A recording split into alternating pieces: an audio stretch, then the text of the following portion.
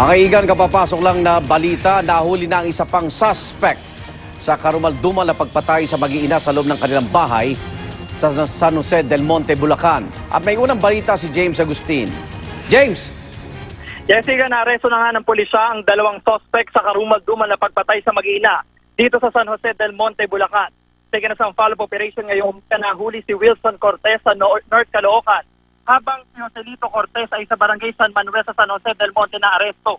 Ito ang kinumpirma sa GMA News ni Police Lieutenant Colonel Orlando Castil Jr., ang hepe ng San Jose del Monte Police. Si Wilson daw ay asawa ng pinsan ng biktimang si Jamie Casabuena. Pagnanakaw daw ang tinitinang motibo sa pagpatay. Umamin din daw sa pulisya si Wilson na nanakawin lang nila ang cellphone ng biktima, pero nagpumiglas ito, kaya nila sinaksa. Nakataksang i-present sa media ang mga suspect sa Camp Oliva sa Pampanga mamayang tanghali. Yan muna pinakalites mula dito sa Bulacan. Balik sa iyo, Igan. Maraming salamat, James Agustin.